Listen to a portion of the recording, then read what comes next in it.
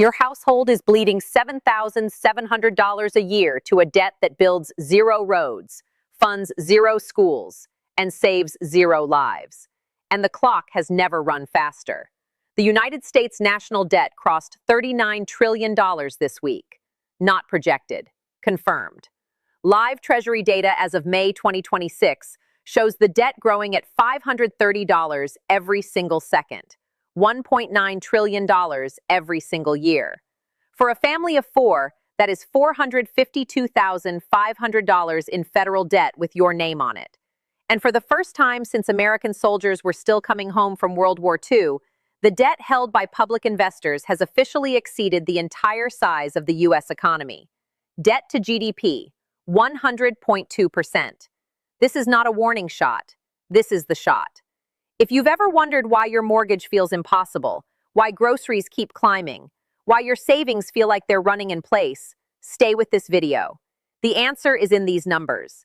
And it gets significantly worse before it gets better. Here is the piece most Americans have never heard explained clearly, and it is already costing you money every single month.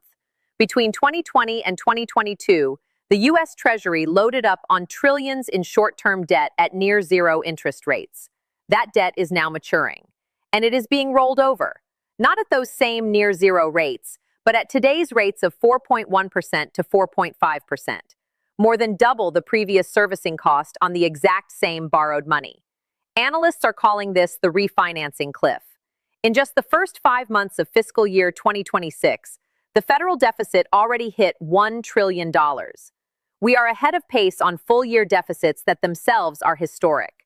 The Treasury is auctioning debt every single week at a volume that would have been unthinkable a decade ago. Weekly 4-week bill auctions now average $110 billion, compared to just $47 billion in 2016. The machine that finances American government debt must run continuously, without interruption, every week, every month, for the next decade. And it is getting more expensive with each cycle. If you're watching this and you have a mortgage, a car loan, or a credit card, you are already paying the price for this. Subscribe to this channel. Every day we track the global financial forces that determine your borrowing costs, your savings rate, and the long-term value of every dollar you earn. Now here is where Harvard historian Neil Ferguson enters, and his observation should stop you cold. Ferguson documented what he calls a law of declining empires. Once a nation pays more in interest on its debt than it spends on national defense, the decline of that superpower has historically begun. The Roman Empire crossed that threshold. The Spanish Empire, the Ottoman Empire, the British Empire. America crossed it in 2026. Interest payments, $1.4 trillion. Defense budget, approximately $895 billion. Ferguson's law has been triggered.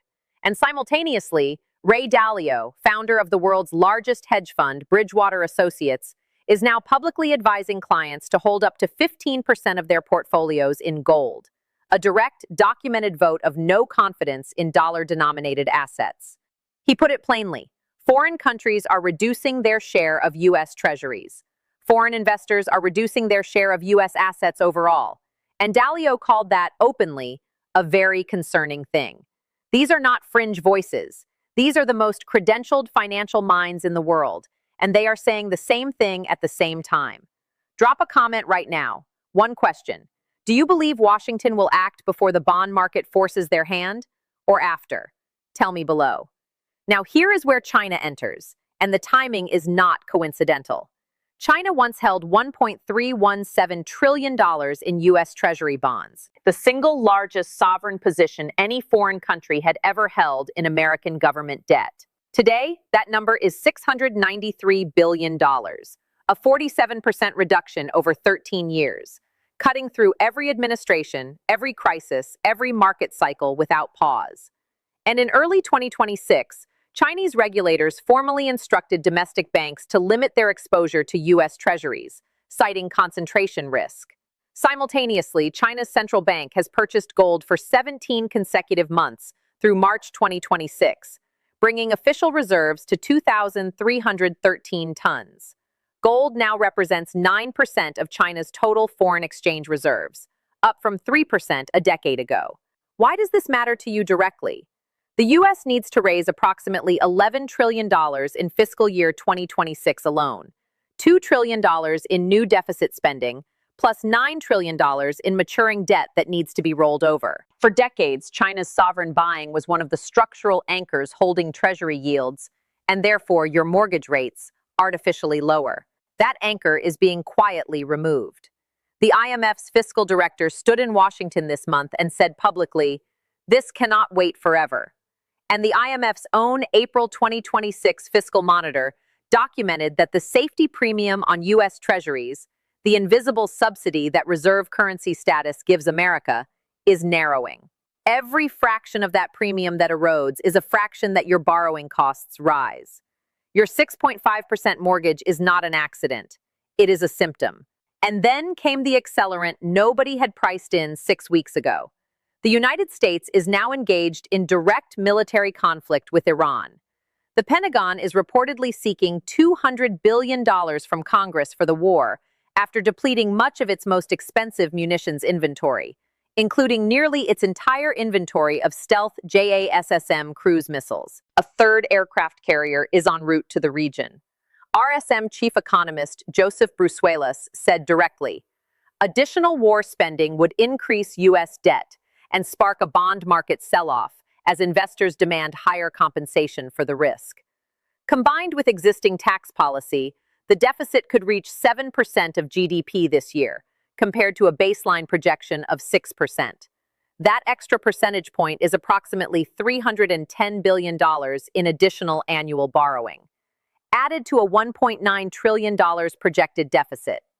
At a moment when Treasury auctions are already showing primary dealers absorbing abnormally high shares because voluntary outside demand is softening. The Iran war is not a separate story from the debt crisis.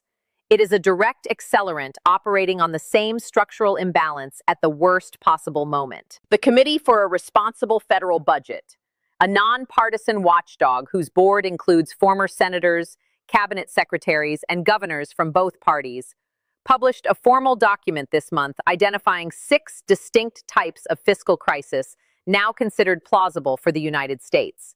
Not theoretical, not modeled for 2050, plausible. Now, the 6 are a financial crisis, where bond investors lose confidence and yields spike uncontrollably. The CRFB cited Silicon Valley Bank's 2023 collapse as a small-scale preview. An inflation crisis, where the Federal Reserve monetizes the debt by printing money to buy treasuries, inflating the real value of debt away while destroying purchasing power. Financial repression. An austerity crisis, where future governments are forced to slash Social Security, Medicare, Medicaid, defense, and infrastructure not by choice, but by fiscal mathematics. Greece in the 2010s is the documented model. A dollar crisis, where reserve currency status deteriorates as foreign holders reduce exposure and alternative systems gain traction. A growth crisis, where debt above 90% of GDP, which the U.S. has now crossed, permanently reduces annual GDP growth by 1 to 1.5 percentage points, meaning permanently lower wages and permanently higher unemployment. And a confidence crisis, a sudden, disorderly loss of market faith that cannot be reversed by policy alone once it begins. The CRFB titled its document, "Break Glass Plan." Their message was precise. America has never entered an economic shock this indebted. The next shock, and there will be one, will arrive with less capacity to respond than at any point in modern American history. Here is what this means for your household in the most concrete terms available. The debt is currently costing every American household $7,700 per year in interest payments alone. Not $1 of that funds a road, a school, a hospital, or a weapon. It services past borrowing.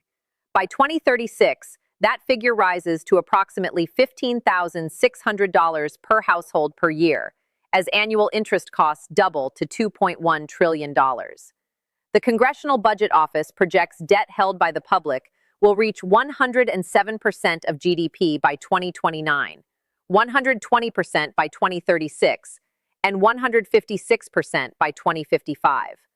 Under a pessimistic but modeled scenario, it reaches 172% of GDP by 2040. A Gallup poll released this week confirmed 55% of Americans say their financial situation is getting worse, the fifth consecutive year of decline, up from 47% in 2024. Jamie Dimon, CEO of JP Morgan Chase, America's largest bank, said it with the clarity only someone with full visibility into the system can afford. There will be a bond crisis, and then we'll have to deal with it. Maya McGuinness, president of the Committee for a Responsible Federal Budget, said, "We've heard plenty of alarm bells in the past few years about our fiscal path, but this one rings especially loudly. The debt exceeds the economy. Interest beats defense. The refinancing cliff is live. China has formally stepped back. Iran is accelerating the deficit. And the buyers who once absorbed Treasury supply are quietly, rationally, and structurally reducing their exposure. This is the most important financial story of our generation, and it updates every single day." If this video gave you clarity on something your newsfeed is burying, share it with one person who needs to understand why their financial life feels harder than it should. Drop your answer in the comments. Does Washington act before 2030, or does the bond market force the issue first? And if you want daily coverage of the global forces that are directly shaping your economic reality, not weekly, not when it's convenient, subscribe. Because the clock doesn't stop at $530 a second, and neither do we.